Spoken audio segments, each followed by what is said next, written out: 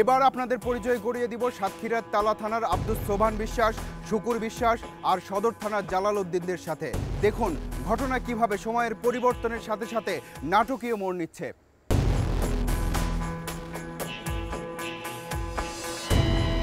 সাতক্ষীরায় থাকতে থাকতেই তালাশ টিমের কাছে অন্যরকম একটা খবর এলো। জেলার তালা থানার পরানপুর গ্রামের আব্দুস সোবহান বিশ্বাস নাকি রাজাকারদের সহচর হয়েও যুদ্ধ শেষে অস্ত্র সমর্পণের দিনে হয়ে যায় মুক্তিযোদ্ধা। আব্দুস সোবহান বিশ্বাস, আপনি মুক্তিযুদ্ধ করেননি, জাস্ট ওনাদের সাথেই ছিলেন, শেষে এসে অস্ত্র জমা দিয়ে মুক্তিযুদ্ধ হয়েছেন? না স্যার, আমার আবু আলম সাক্ষী রয়েছে, ইঞ্জিনিয়ার মজিবর সাক্ষী রয়েছে, তারপরে কানাইদের সালাম পাই রয়েছেন, তারপরে ইউনুস টুকু খামুজ্জামান রয়েছে। আমি একের সঙ্গে একই ব্যান্ডে কাজ করেছি, তারা আমার পরিচয়পত্র, তারা সে পরিচয়পত্র আমরা দিয়েছেন। তারা একটা প্রত্যয়নপত্রের শক্তিতে মুক্তিযোদ্ধা আব্দুস সোবহান বিশ্বাস। আমাদের মনে সন্দেহ থেকে যায়, তাই কথা শুরু হলো সোবহান বিশ্বাসের ছোট ভাই মুক্তিযোদ্ধা শুকুর বিশ্বাসের সাথে। কথাগুলো বাস্তব, কিন্তু আমার খুব ক্ষতি লাগে। সত্য গল্পটা শুনুন তার কাছ থেকে। দাঁড়িপাড়াতে এখন ক্যাম্প হলো ইসলামকাঠি, সেই ক্যাম্পে বুঝলেন আমার অস্ত্র দিয়ে ওনার পাড়ায় দিলাম, পাড়ায় দিলি তারা। আপনি অস্ত্র দিয়ে আপনার ভাইকে বাঁচাইছেন? কী করি বলবো কন। 71-এ উনি যুদ্ধ করেছেন কিনা? যুদ্ধ কোথাও করেনি, অবশ্য যুদ্ধ কোথাও করেনি। আচ্ছা, আর রাজাকার হিসেবে আপনি বলবেন না? আমি বলতে পারবো না, মার পেটের ভাই, আমি কি করি বলি।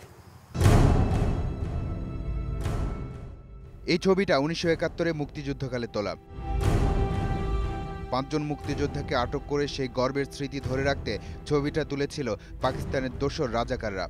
এবার আমাদের সামনে এই ছবির এক জীবিত চরিত্র আর একজন অভিযুক্ত রাজাকার।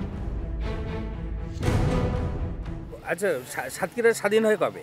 সাতক্ষীরা স্বাধীন 7ই ডিসেম্বর, সেই মুক্ত দিবস আমরা পালন করি 7ই ডিসেম্বর। তখন আপনি কোথায় ছিলেন? তখন আমি হাসনাবাদ। আপনি যুদ্ধ করেছেন কোথাও? হ্যাঁ, কোথায়? আমি করেছি টাউন শ্রীপুর ক্যাম্পটা এবং বালিয়াডাঙ্গা যৌথ উদ্যোগে 9 সেক্টর এবং 8 সেক্টরে আমরা যৌথ কিছু ছেলেপিলে একসঙ্গে একত্র এবং যুদ্ধের সাথে এখানে। টাউন শ্রীপুর আমার বাড়ি। জি, টাউন শ্রীপুরের যে প্লাটুন ছিল আমার কমান্ডে ছিল, সেখানে আমি আপনাকে দেখিনি। আমি আপনার কথা শুনছি, বাশারের সাথে আপনি কাজ করছেন। হাকিম আব্দুল্লাহ হাকিম সাহেবের ছেলে বাশার, আবুল বাশার, সে আমার ক্লাসমেট, সে রাজাকার ছিল, তার সাথে আপনি কাজ করছেন। আমি তার চিনি না। আপনি সাতক্ষীরার বাড়ি হাকিম আব্দুল বাশার রাজাকার ছিল, এটাও আমি শুনেছি মাত্র, কিন্তু আমি নিজে তার সঙ্গে কখনো সাক্ষাৎকার বা কখনো তার সঙ্গে ছিলাম না। আপনি মুক্তিযোদ্ধা দাবি করেন? জি। সাতক্ষীরা শহরে একজন কুখ্যাত রাজাকার আবুল বাশার, তাকে আপনি চিনেন না? এটা তো একটা অবাস্তব কথা। এটা আপনি যখন প্রশ্নহীন সম্মুখীনই আমাকে ঠেলি দেওয়া হচ্ছে, তখন আমার এটা বলতে বাধ্য হতে হয়। প্রশ্ন তো আসবে। হ্যাঁ, মানে মানুষের ভূমিকার জন্য আমি এক কথাই বলি, আমি একজন দেশমাতৃকার টানে আমি যুদ্ধে অংশগ্রহণ করেছিলাম ছাত্র জীবনে।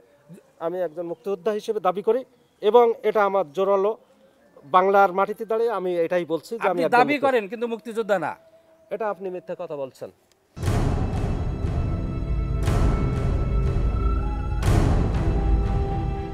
ইতিহাস কি তাহলে স্বজনপ্রীতি দেখানোর জায়গা?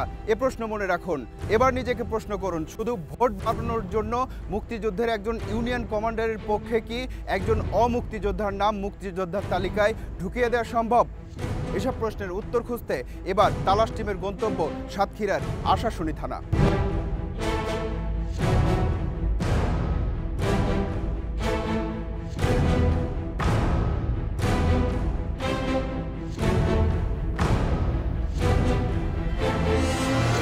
শেখ আরব আলী কাগজে কলমে একজন মুক্তিযোদ্ধা, কিন্তু মুক্তিযুদ্ধের মতো গৌরবের অংশ হিসেবে নিজেকে দাবি করলেও যুদ্ধে নিজের অংশগ্রহণের কোনো স্মৃতি মনে করতে পারছেন না তিনি। স্মৃতি কোলবনি যুদ্ধের স্মৃতি বলা যাবে। খুলনা তো যুদ্ধ হয়েছে, কিন্তু আমাদের ক্যাম্প তো অনেক পিছিয়ে ছিল, অবশ্যই ডাইরেক্ট ফাইট হয়নি। হ্যাঁ, যার আগেই স্বাধীন হয়ে গেছে খুলনা। এসব নথিপত্রের মুক্তিযোদ্ধাদের ঠিকই চেনেন স্থানীয় লোকজন।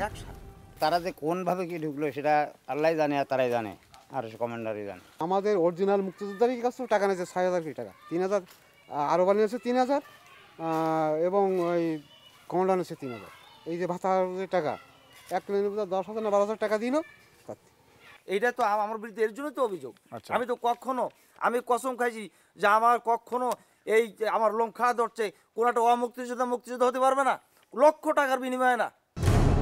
যার সুপারিশে মুক্তিযোদ্ধা শেখ আরব আলী সেই কাসেদ মালঙ্গি এবার হাজির দৃশ্যপটে। অভিযোগ আছে কমান্ডার নির্বাচনে নিজের ভোট বাড়ানোর জন্য শেখ আরব আলীকে মুক্তিযোদ্ধা বানিয়েছেন তিনি। এবার আর কিছু বলার নেই কাসেদ মালঙ্গির। ওনারা আজকে তো আমার অভিযোগ করছেন মুক্তিযোদ্ধার না, সেটা আমারটা প্রমাণ দিলাম। ওনারা এদেরকে করলেন 10 জন, কিন্তু ওই সময় ওনারা তো আমাকে তো কত নাম্বার সিরিয়ালে রাখছেন, এই যে 8 জনের ভিতরে ওনারা তো আমার 5 নাম্বার সিরিয়ালে রাখছেন। আচ্ছা, এখন এইখানে সাক্ষ্যটা তো উনি করছিলেন। এটা তো আপনার স্বাক্ষর তো। হ্যাঁ,